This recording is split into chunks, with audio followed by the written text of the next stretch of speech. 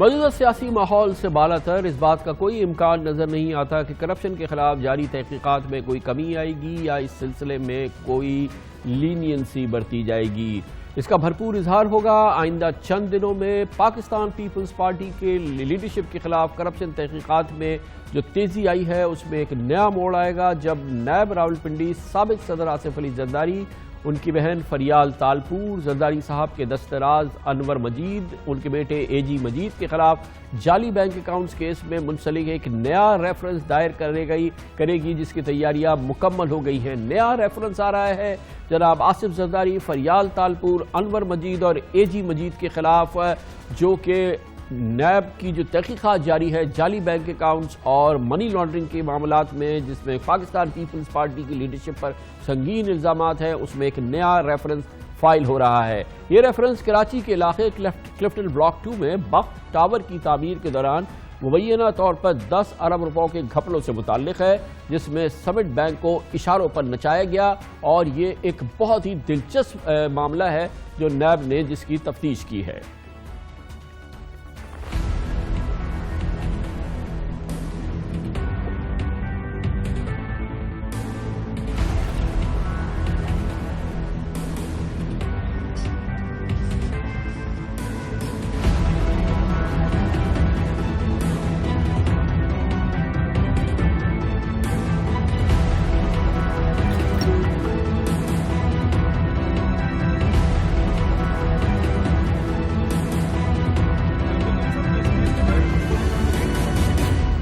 ذرائع کہتے ہیں کہ نیب انویسٹیگیشن کے دوران یہ انکشاف ہوا کہ کلفٹن بلاک 2 میں زرداری صاحب کی family property plot number G2 میں غیر قانونی طور پر ایک بے نامی کمپنی ریجن سروسز کو ٹرانسفر کیا گیا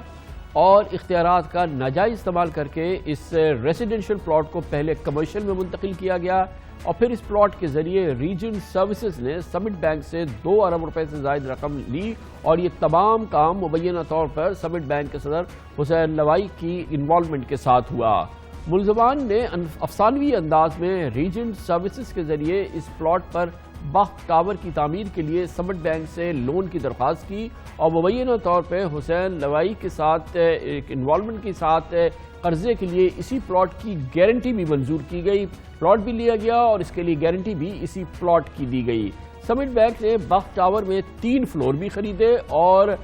2 بار 95 کروڑ روپے ریجن سروسز کو ٹرانسفر کیے۔ خرید و فروخت کا پوسٹ ڈیٹڈ یعنی بعد کی تاریخ کا معاہدہ ہوا، ان میں سے سمٹ بینک کی جانب سے فرضی طور پر 93 کروڑ روپے UAE کی ایک معزز شہری ناصر لوتھا کے نام سے جمع کرائے گئے۔ جب ناصر لوتھا کا کہنا یہ ہے کہ اسے اس قسم کی کسی رقم جمع کرانے کو ان کا علم نہیں ہے، وہ اس کو مسترد کر چکے ہیں، اس کو ڈینائی کرتے ہیں، اور اس حوالے سے انہوں نے وعدہ اپروور بننے کی بھی اپنی پوزیشن کو کنفرم کر دیا ہے۔ وہ اب اس معاملے میں وعدہ معاف گواہ ہوں گے، ان کے نام کو، ان کے ریکارڈ کو جعلی انداز میں اس پورے معاملے میں استعمال کیا گیا ہے، اور اب وہ اس معاملے میں نیب کے بہت امپورٹنٹ گواہ ہوں گے۔ سمٹ بینک نے اس پلاٹ پر بخت ٹاور کے نام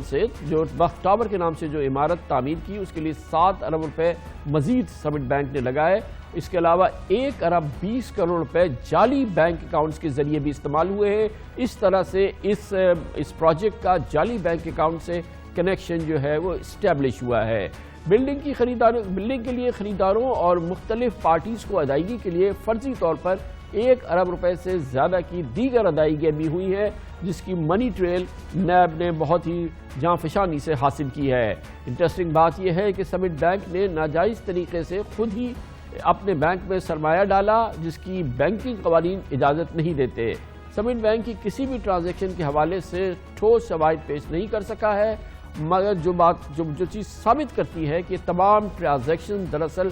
غیر قانونی طریقے سے ہوئے ہیں، اور اس کے لیے منی لانڈرنگ انوالو ہوئی ہے اور فیک بینک اکاؤنٹس کو استعمال کیا گیا ہے۔ اس تمام گھورے دندے کا سراغ اس وقت ملا جب جعلی بینک اکاؤنٹ کیس کی انویسٹیگیشن کے دوران یہ انکشاف ہوا کہ اومنی گروپ میں 25,000 روپے کی نوکری کرنے والے محمد عمیر کا اکاؤنٹ کھولا گیا سمٹ بینک نے، اور اس کے ذریعے 70 کروڑ روپے منی لانڈرنگ کے لیے A1 انٹرنیشنل اور لکی انٹرنیشنل کے نام سے جعلی بینک اکاؤنٹس میں منتقل کیے گئے، اور اس طرح سے یہ 25,000 روپے کا ملازم اومنی گروپ کا ایک ذریعہ بنا 70 کروڑ روپے کی منی لانڈرنگ میں۔ اس میں سے ایک بڑی رقم بغیر کسی وجہ سے زرداری صاحب کے اور فریال تالپور کی کمپنی زرداری لمیٹڈ میں بھی ٹرانسفر کی گئی ہے، اور نیب نے اس کے شواہد حاصل کیے ہیں کہ یہ رقوم مبینہ طور پہ فیک بینک اکاؤنٹ سے ہوتی ہوئی منی لانڈرنگ کے ذریعے جو اومنی گروپ کے 25,000 روپے کے ملازم عمیر کے ذریعے سے ہوتی ہوئی زرداری لمیٹڈ تک پہنچی ہے، اور وہ بنیاد بن رہی ہے اس ریفرنس کی، ایک نیا ریفرنس جو فائل ہو رہا ہے جناب آصف علی زرداری، فریال تالپور، انور مجید اور AG مجید کے خلاف۔ اس کے ساتھ ہی نیب ذرائع کا کہنا یہ ہے کہ 7 اور ریفرنسز انہی شخصیات کے خلاف تیاری کے آخری مراحل میں ہیں، اور اس کے ساتھ ہی یہ نیب کا عزم کہ جو سیاسی صورتحال سے لا تعلق ہے ان کی تمام تحقیقات، جعلی bank account, money laundering cases اور سندھ میں جو کرپشن ہے حکومت سے منسلک، اس میں بھرپور انداز میں جاری ہے اور یہ جاری رہے گی۔ کمرشل بریک، جس کے بعد ہم ذکر کریں گے پاکستان کی معیشت اور کاروبار میں بہتری بلکہ تیزی نظر آئی ہے، اور اس کی بنیادی وجہ وہ بین الاقوامی اعتماد ہے پاکستان کی معیشت کی پروگریس پر، جس کا اظہار IMF نے اختتام ہفتہ کیا، اس سے پہلے ورلڈ بینک نے کیا۔ پاکستان کے جو معاشی اشاریے ہیں ان میں بہت بہتری آئی ہے، چاہے وہ کرنٹ اکاؤنٹ ڈیفیسٹ ہو، چاہے وہ ڈالر روپے کی جو اس وقت کی شرح ہے، یہ تمام معاملات کی وجہ سے کاروبار میں اور خاص طور پہ اسٹاک ایکسچینج میں بہت تیزی ہم مسلسل دیکھ رہے ہیں۔ آج بھی اس سلسلے میں غیر معمولی ہم نے تیزی دیکھی ہے، اس کی بات کرتے ہیں چھوٹے سے وقفے کے بعد۔